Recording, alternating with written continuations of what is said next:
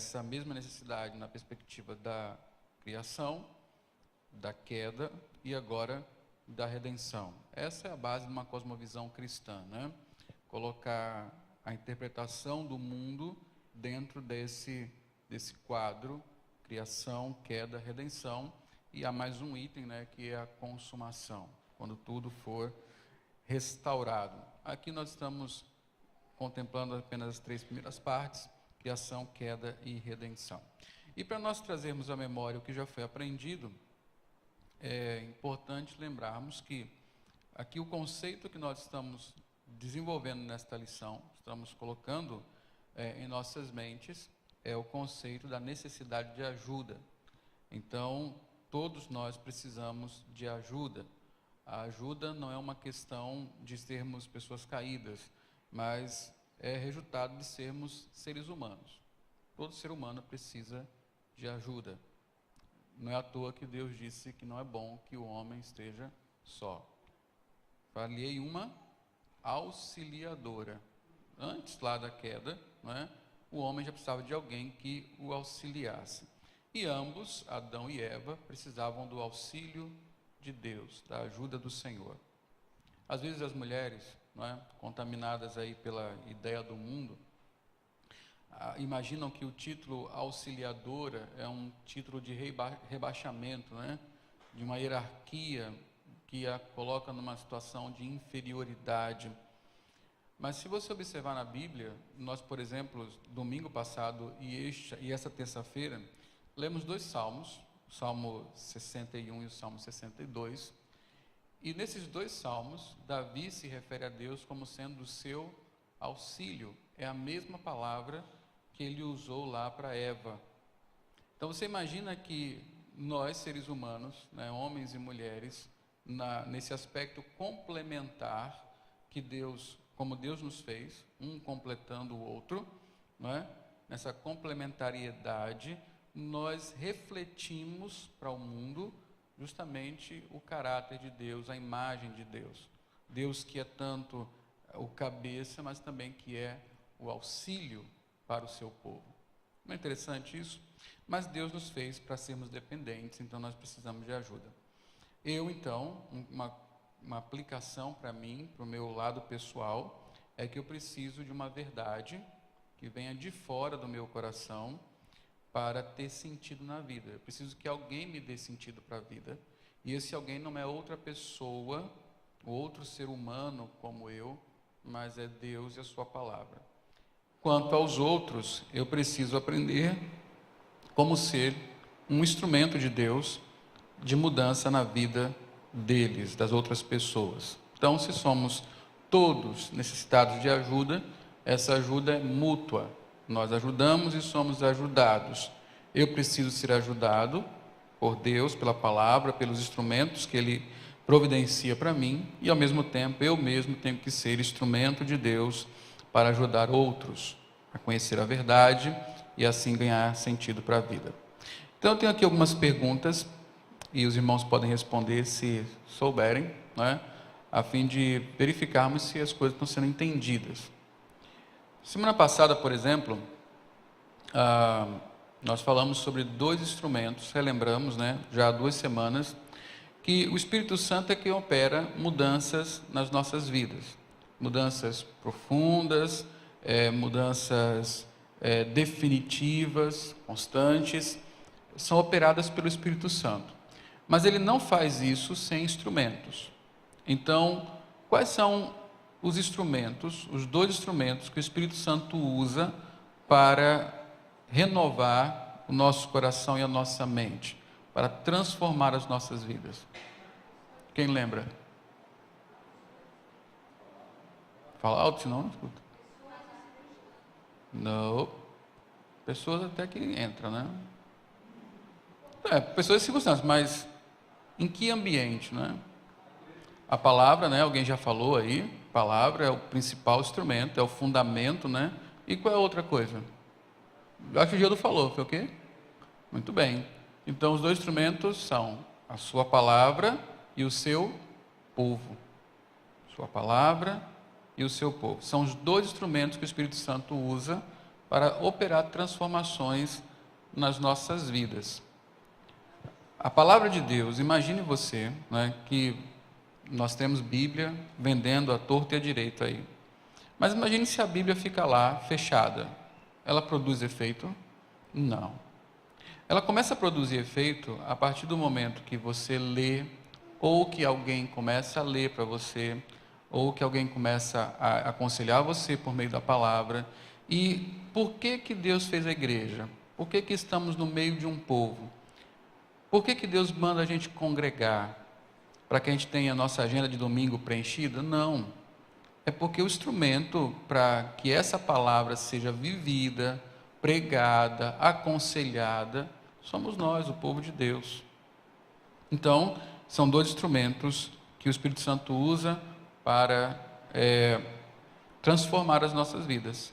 Sua palavra é o fundamento e o seu povo é de fato esse instrumento de transformação quando nos ajudamos mutuamente. Uma outra pergunta, né? É muito simples. Por que que nós precisamos de ajuda? Nós vimos aqui isso já em duas perspectivas, queda e criação e queda. O que que na criação nos faz perceber que nós precisamos de ajuda? Eu acabei de falar. Porque somos humanos, né? Esse é o fato principal. Nós precisamos de ajuda porque somos humanos. Deus nos fez seres humanos, dependentes e carentes de ajuda. Naquele caso, quem era o nosso ajudador? Deus, dando sentido à vida, nos dizendo o que fazer, quem somos e o que devemos fazer. Bom, com a queda, uma outra voz entrou no mundo e contaminou, né, a interpretação correta da vida. Quem foi essa outra voz? Não? Qual foi a outra voz que entrou no mundo? Antes da queda, só tinha uma voz no mundo, né? Só uma pessoa falava ao homem. Quem era? Deus, a sua palavra. E o que provocou a queda? Uma outra voz entrou no mundo, a voz da serpente, a voz de Satanás, e então esta voz influenciou a maneira de interpretar as coisas. E os nossos primeiros pais, ao invés de interpretarem as coisas, aceitarem a interpretação de Deus, começaram a acreditar na interpretação de Satanás. E o que aconteceu? Pecado, queda. E então, nessa realidade da queda, por que que nós precisamos de ajuda?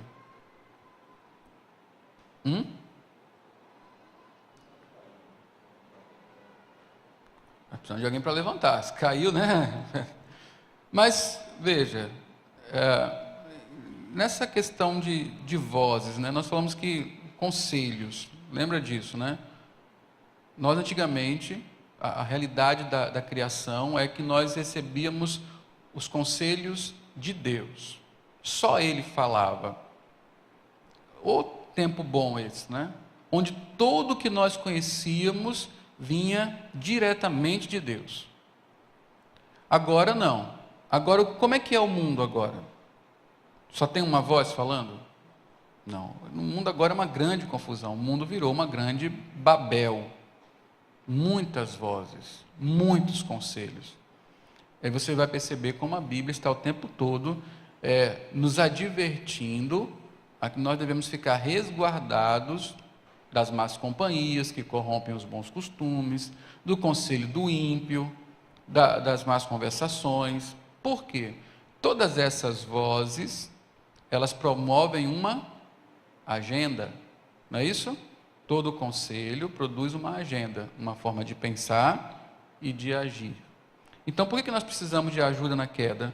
Para eliminar essa confusão, essas muitas vozes que perturbam a nossa mente e dar sentido à vida. Nós precisamos de ajuda, que é da verdade externa, a palavra de Deus, e de pessoas que conversem conosco baseados nesta palavra, para nos tirar da confusão desse monte de vozes no mundo que desvia-nos de Deus. Há dois grupos de vozes, né? A de Satanás e a de Deus. Então, vamos ver por agora, finalmente, a redenção, não é? a nossa necessidade de ajuda com base na redenção. Muitas pessoas fazem a seguinte pergunta: os crentes que são habitados pelo Espírito Santo e têm a palavra de Deus, realmente precisam de ministração pessoal? Precisam de conselho? Precisam de ajuda? Precisam ou não precisam? Mas se já temos o Espírito Santo habitando em nós, se nós cremos na palavra, a Mirabel já falou ali, nós é humano, né? Continuamos ser humanos e agora humanos caídos, né? Ainda que em restauração. Mas muitas pessoas acham isso, né? E se nós não falamos isso, não concordamos verbalmente com isso, às vezes parece que na igreja todo mundo acha que por sermos crentes, nós já não precisamos mais de ministração pessoal. Nós não precisamos contar a nossa vida, nós não precisamos pedir conselho, afinal de contas, o Espírito Santo habita em mim, não é? Se você pensar na sua própria experiência, quantas vezes você buscou alguém para tomar um conselho bíblico, para pedir ajuda? Quantas vezes, se não houvesse na igreja, né, essa coisa de reunião de oração, de orarmos no domingo pela manhã, juntos, em dupla, quantas vezes você tomaria iniciativa para pedir alguém para orar por você e compartilhar a vida com essa pessoa? Quantas vezes você preferiu ir para o seu quarto, sozinho, chorar as pitangas, reclamar da vida, tomar decisões precipitadas, ao invés de ter compartilhado com alguém, pedido um conselho, feito um telefonema, confessado a fraqueza, pedido ajuda? O natural da gente é não pedir ajuda. Nós temos uma tendência de achar que nós somos, de fato, pessoas que se viram sozinhos. E não é. Em Provérbios tem uma expressão muito interessante que é: na multidão de conselhos há sabedoria. Não é? Mais uma vez, palavra de Deus e povo de Deus. Mas então, continuando a pergunta, né? Isto não é fraqueza de fé, pedir ajuda, já que você tem o Espírito Santo? Isso não é fraqueza de fé no Espírito e fraqueza de confiança na Bíblia? A passagem final que veremos fala de maneira poderosa acerca desta questão. Então vamos olhar para Hebreus 3, 12 a 13. Vamos abrir a Bíblia nessa passagem.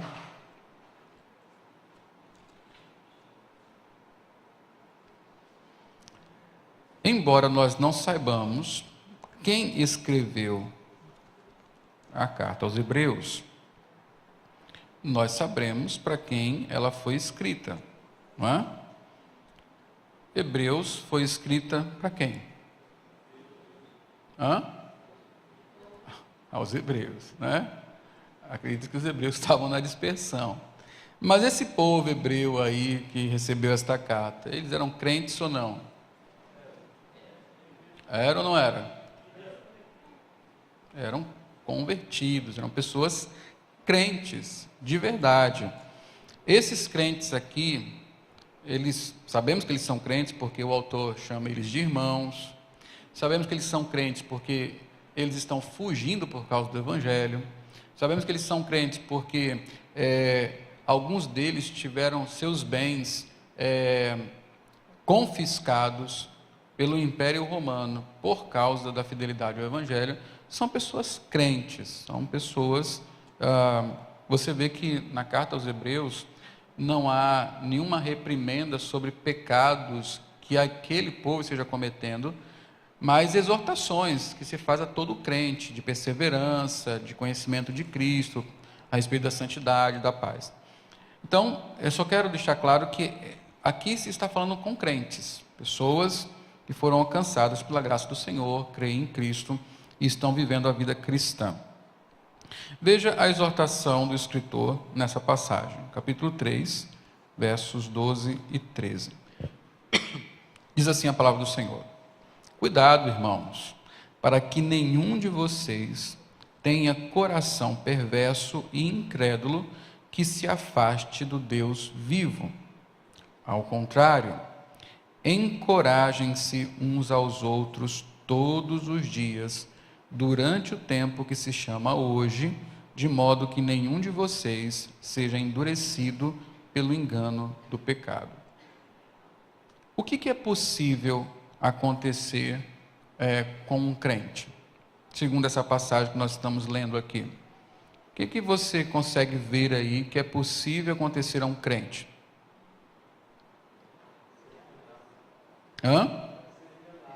Ele pode ser enganado. O que mais? O seu coração pode se tornar o quê? Oi? Endurecido. O que você falou, Kel? Incrédulo. O que mais? Tem mais coisa aí. Perverso.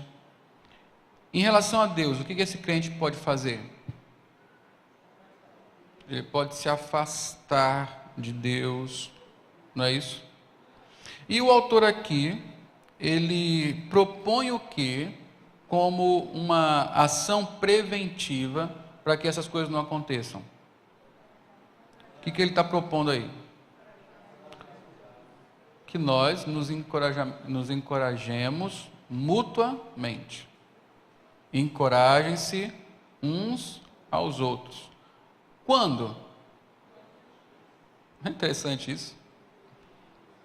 Encorajem-se mutuamente todos os dias, não é? Para que vocês não sejam endurecidos pelo pecado. Então, lembra que eu já falei aqui que santificação, ainda que seja pessoal, ela não é um assunto pessoal, ela é um assunto corporativo. Você lembra que eu já falei disso?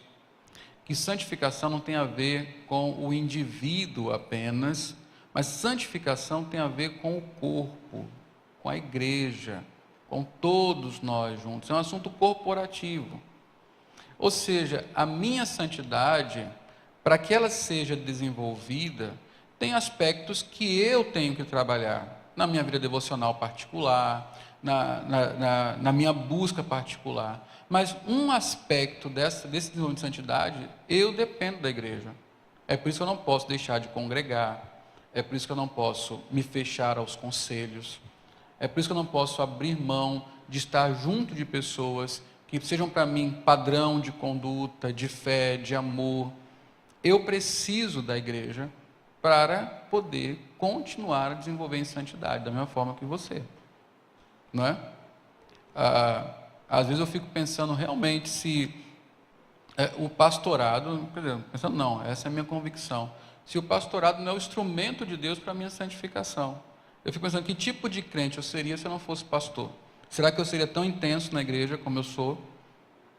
Será que eu seria tão envolvido como eu sou? Graças a Deus pelo meu ministério, que é uma forma de a igreja ministrar a minha vida e me fazer crescer espiritualmente. Então, observe essa palavra, essa mensagem aqui, essa passagem que nós acabamos de ler. Você vai perceber o que pode acontecer a um crente e como Deus providenciou coisas para que esses males todos sejam evitados na vida dos crentes particulares, quando eles estão convivendo na igreja. Então, seguindo aí a nossa apostila, o autor fala, o Paul Tripp diz: esta passagem é essencialmente um aviso contra afastar-se do Senhor. O afastar-se é apresentado como algo progressivo.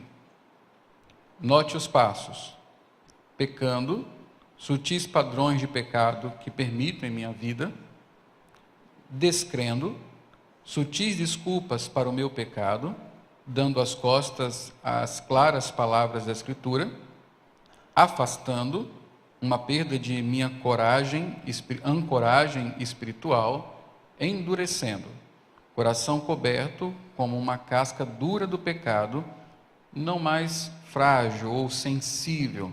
Então, eu começo estabelecendo um padrão pecaminoso em minha vida, depois eu vou justificar, descreio do que a palavra diz, e começo a criar justificativas, novos conselhos, novas vozes ocupam o meu coração, a fim de que eu aceite essa convivência com o pecado. À medida que isso acontece, eu, logicamente, se me aproximo do pecado, necessariamente eu tenho que me afastar de Deus. Não há como ficar as duas coisas juntas. Então, se eu começo a ficar confortável com o pecado, Deus começa a ficar desconfortável para mim. Então, eu preciso fugir de Deus, eu tenho que me afastar de Deus. E, finalmente, endurecendo. É quando já não sou mais sensível a nada. Palavra, eu posso, inclusive, não é? O endurecimento é muito triste, porque eu posso, inclusive, estar participando das coisas de Deus sem ser sensível a elas. A minha consciência já não me afeta mais.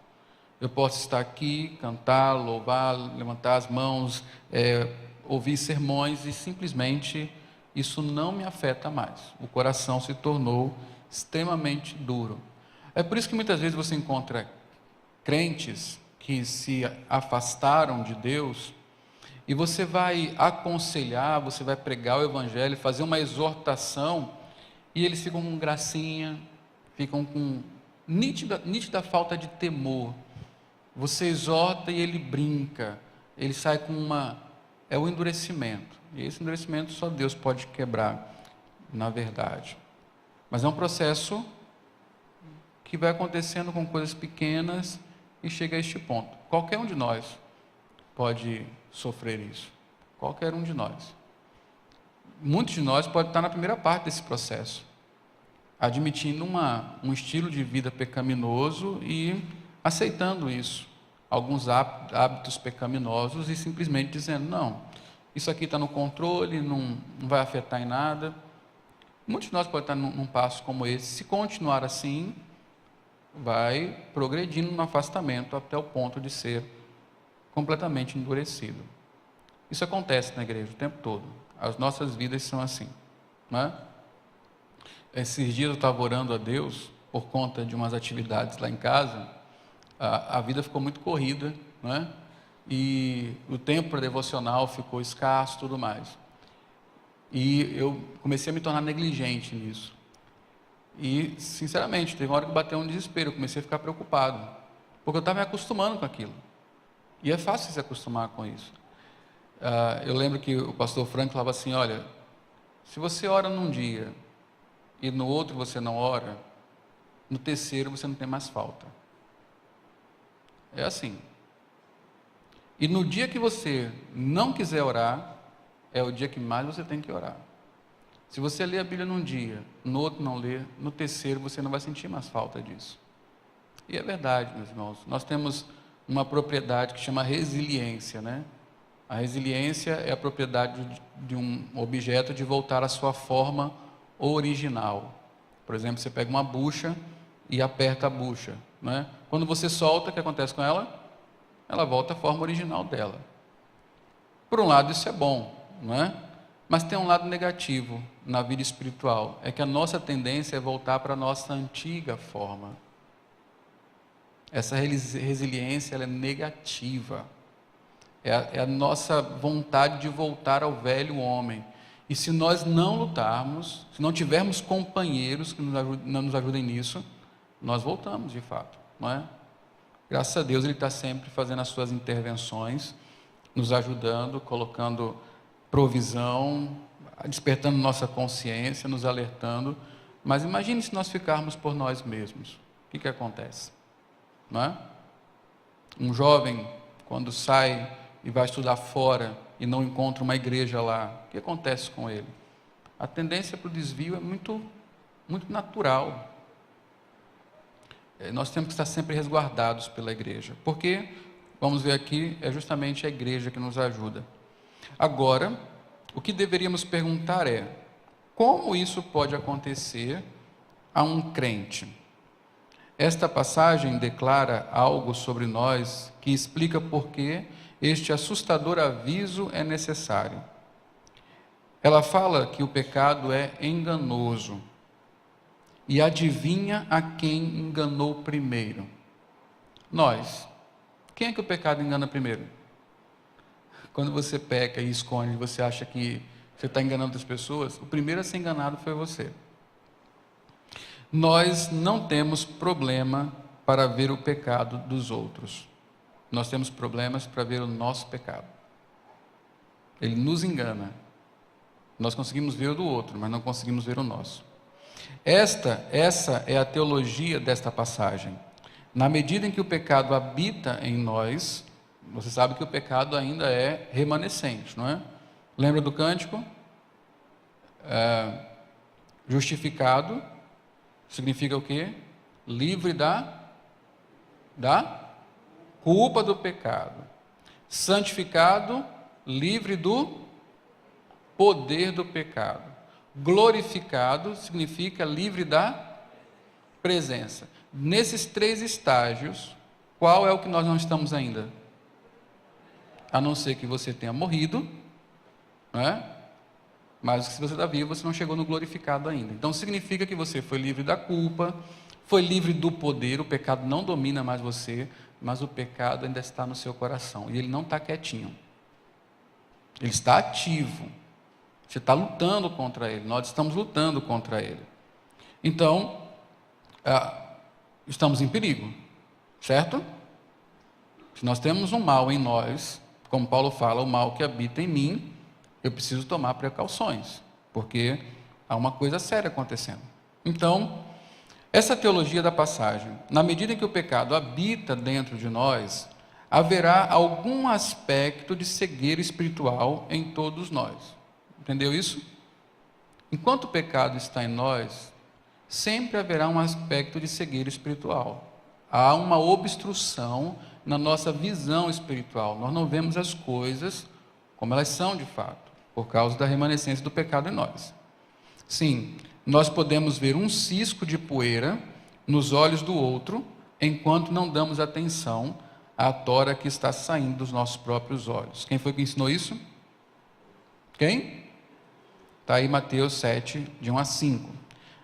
A passagem está basicamente dizendo que todos nós necessitamos de ajuda, porque até nós que habitamos com Deus ainda sofremos de certo grau de cegueira espiritual. E diferentemente das pessoas fisicamente cegas, pessoas espiritualmente cegas são cegas a respeito da sua própria cegueira. Não é isso? Como é que Jesus falava com os fariseus? Vocês são cegos, mas porque vocês dizem que veem, aí se torna pior ainda o pecado de vocês. Por quê? A cegueira espiritual é uma cegueira sobre a nossa própria cegueira. Nós não acreditamos que somos cegos. Assim, o que o autor de Hebreus diz é que necessitamos de intervenção diária. Nós todos estamos no mesmo lugar. Não há os que têm e os que não têm. Cada um de nós necessita de ajuda e cada um de nós é chamado a ajudar, isto é, funcionar diariamente como um instrumento de Deus de mudança na vida de outros. Essa é uma perspectiva bíblica que nós não podemos esquecer nem negligenciar. Nós precisamos de instrumentos de Deus e nós precisamos ser instrumentos de Deus. Aquela passagem que fala sobre a ovelha perdida, nós estamos aqui para nos encontrar. A tendência para o desvio, a tendência para nos afastarmos é grande. Ora nós estamos buscando, ora precisamos que alguém nos busque. Todos somos filhinhos de Deus, que Ele não quer, os pequeninos, que Ele não quer que nenhum se perca. Então, Ele entregou aos seus filhos o ministério de encontrar o irmão, ganhar o irmão. É para isso que nós estamos aqui. Eu não posso simplesmente fechar meus olhos, e como muitas vezes as pessoas dizem, né, eu agora vou para a igreja, presto o meu culto e vou embora. Amigo, você nem foi para a igreja, né? Porque ou você é a igreja, ou você não tem nada.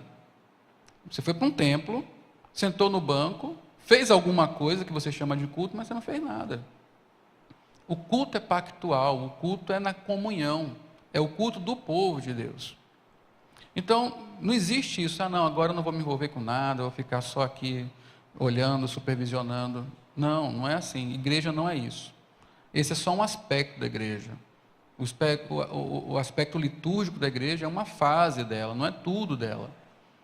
A igreja é esse ajudar diário, ser instrumento e receber a instrumentalidade de outros na vida. Porque nós precisamos de ajuda. Então, Se esse tipo de ajuda mútua estiver se tornando um estilo de vida, então haverá duas qualidades que cada um de nós deverá ter. Que qualidades são essas? Guarde aí, porque na próxima semana eu vou perguntar. A primeira qualidade: nós precisamos de coragem e honestidade. Não podemos ter medo de ser amorosamente honestos. Amorosamente honestos. Temos que amar uns aos outros o suficiente para romper as paredes da cegueira espiritual. Sabe quando você acorda, ou quando você é acordado, você está dormindo, alguém acende a luz e você abre os olhos com aquela luz acesa? Dói, né? Essa semana eu estava vendo um vídeo do Jonas Madureira, até compartilhei com os jovens, vocês devem ver, muito interessante, sobre Nietzsche e Jesus Cristo. Um vídeo muito interessante. E o Jonas Madureira falava o seguinte: a mudança dói, transformação dói. Sair da caverna e enfrentar a claridade de um mundo vai doer. Então, quando eu me proponho a ser um instrumento na vida do meu irmão, muitas das vezes, com amor e honestidade, eu vou provocar nele um tipo de dor. Quando eu quebro essa barreira da cegueira, quando eu vou a ele para fazer ele enxergar aquilo que ele não quer ver a respeito de si mesmo, eu vou provocar dor nele, mas é por amor. É a honestidade que salva ele. É a honestidade que me faz ganhar o irmão. É Jesus Cristo que ensina isso. Quando seu irmão está em falta, vá até ele e exorte-o. Ou seja, chame ele duramente, mas amorosamente. A primeira qualidade, então, é coragem e honestidade. E esta honestidade é qualificada, honestidade amorosa. Ou falar a verdade em amor, como está lá em Efésios. A segunda característica que nós precisamos desenvolver, então, a primeira diz respeito de nós sermos instrumentos para o outro, a segunda é inversa. Precisamos de humildade e acessibilidade. Há uma palavra em inglês que é a palavra que está aqui traduzida por acessibilidade, e acessibilidade não é a melhor palavra realmente, tem a ver com deixar-se ser prescrutado. Então, seria não sei se existe a palavra, deve ser um neologismo, né? Uma prescrutabilidade. Você tem que se deixar ser nem falar o normal dá, né? Como é que é? Ih, agora já era. Você já entendeu. Sondado, né? Você tem que se deixar ser sondado. É essa acessibilidade. As pessoas chegarem a você. Precisamos estar dispostos a ouvir e a considerar quando as pessoas nos desafiam com coisas que não queríamos ver. Precisamos abraçar humilde e alegremente a ajuda que Deus nos forneceu.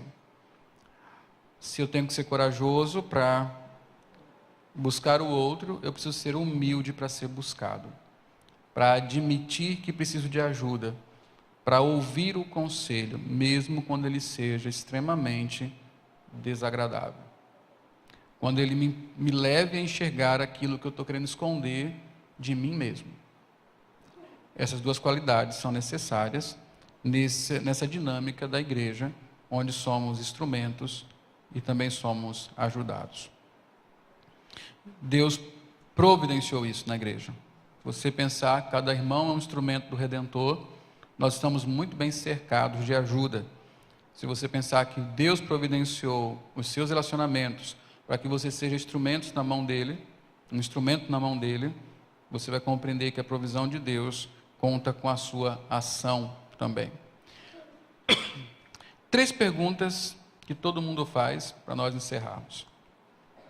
Essas 3 questões abaixo são a base para qualquer sistema de crescimento e transformação. Existem questões que temos que responder de uma forma distintamente bíblica. A primeira é: por que as pessoas fazem o que fazem? Para responder a esta questão, necessitamos de uma motivação teológica humana. Precisamos saber o que a Bíblia fala do homem, nessa perspectiva, criação, queda e redenção. O que a Bíblia diz ser a causa de as pessoas pensarem o que elas pensam, de quererem o que querem, ou fazer as coisas que elas fazem. Nós precisamos saber o que a Bíblia diz sobre isso. A segunda coisa, como uma mudança permanente toma lugar na vida de uma pessoa? Como é que as pessoas mudam? Se virmos a pessoa fazendo algo que é errado ou destrutivo, nós queremos ver uma mudança surgir em sua vida. O que a Bíblia diz encaminha para tal mudança? Precisamos de uma teologia bíblica de mudança. Nós precisamos saber o que a Bíblia fala sobre mudança, como as pessoas mudam. Será o assunto da nossa próxima série de estudos, quando acabarmos essa aqui. E a terceira coisa, como posso ser um instrumento de mudança na vida de outra pessoa? Para responder a esta questão, precisamos de uma metodologia bíblica de mudança. A Bíblia é o nosso fundamento, e nós temos que aprender com ela o que é o homem, por que ele faz o que ele faz, como as pessoas mudam e quais são os métodos de Deus para essa mudança. Estas são questões que estaremos levantando ao longo deste curso. Nosso objetivo é que todos sejamos mudados por Deus e estejamos prontos para sermos seus instrumentos de mudança, onde e com quem Ele nos colocar. A grande questão, por que você precisa de ajuda? Por que você precisa de ajuda? Então, no final nós temos aí uma revisão, o CPR, conceito, para mim, relativo aos outros, que você deve ler, pensar a respeito, e tem as tarefinhas de casa, torne real. Vocês ficaram de fazer as duas primeiras, eu espero que vocês tenham feito, e agora com o final vocês já podem fazer as últimas, A 3 descreva um momento quando o Senhor usou uma pessoa ou que a palavra de Deus revelou sua cegueira espiritual. O que você aprendeu sobre sua necessidade por tal ajuda? Se você fosse ajudado por uma pessoa, o que ele ou ela faria para tornar essa experiência positiva ou negativa? 4. Quais coisas protegem você de ser perscrutado, de ser ajudado?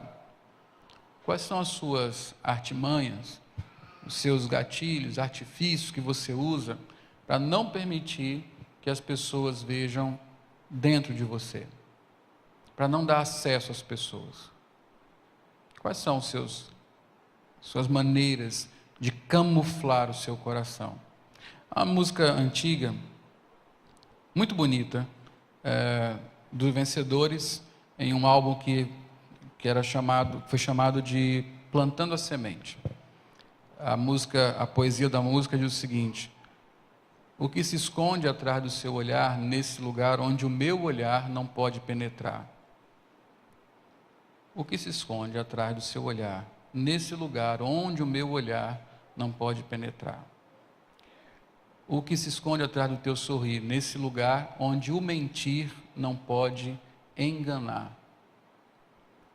São aqueles lugares que só você e Deus conhecem, e que seria muito útil para você, se você permitisse que outras pessoas pudessem ver e lhe ajudar a resolver essas coisas. Os ocultos, eles não funcionam na Bíblia. Os ocultos não funcionam na Bíblia. As mentiras não funcionam na Bíblia. A Bíblia sempre nos diz que nós temos que ser sinceros. Mentiras escravizam, verdade liberta. Quem quiser ajuda precisa ter a disposição de abrir o coração. Então, quais são as coisas que protegem você de ser perscrutado? Quais são as coisas que protegem você de ir mais longe quando está ajudando? Agora é o contrário, O que te impede de vasculhar o seu irmão quando ele permite você fazer isso? De fazer as perguntas que realmente trazem respostas, que abrem portas para a transformação? Porque nós não queremos nos envolver tanto uns com os outros? Porque preferimos a superficialidade dos relacionamentos? O que estamos escondendo tanto? Até parece que nós não somos seres humanos. Até parece que nós não sabemos que somos imperfeitos. Até parece que nós vamos nos surpreender se encontrarmos falhas uns nos outros. Nós somos assim. Para que fingir? Nós não precisamos fingir. Eu não preciso me enganar achando que você é perfeito. Você não precisa se enganar achando que eu sou perfeito. Nós somos seres humanos. O pecado existe no nosso coração. Nós nos frustramos, nós sofremos. Somos capazes de nos ajudar justamente por causa disso. Porque não há nada que você tenha passado, que você esteja suscetível a passar, que eu também não esteja. Então, peça ao Senhor para ajudá-lo nessas áreas e arrepender-se onde for apropriado. Irmãos, eu espero sinceramente que os irmãos se engajem nesses estudos que nós estamos fazendo. Eles não estão aqui para decorar a terça-feira, mas fazem parte daquilo que acreditamos que a igreja tem que ser, não é? Nós não estamos numa comunidade apenas de pessoas que se reúnem para prestar culto. Nós existimos para o discipulado. Essa é a nossa missão. Tudo que fazemos é para glorificar a Deus e ajudar pessoas. E não é com campanhas, com programas elaborados. É nesse diário, no dia a dia, sendo instrumentos de Deus na vida uns dos outros, para que não haja endurecimento, para que não haja que as pessoas se afastem, para que outras possam conhecer a graça. Amor bíblico não é este amor em que nós estamos de mão dadas, nos abraçando, nos elogiando, declarando amor, mas é esse amor onde nós agimos na vida uns dos outros, onde nós servimos, onde nós amorosamente somos honestos, onde nós permitimos que o irmão venha nos ajudar. Isso é amor de verdade. E é este amor que identifica o povo de Deus como discípulo de Cristo. Que Ele nos abençoe. Amém.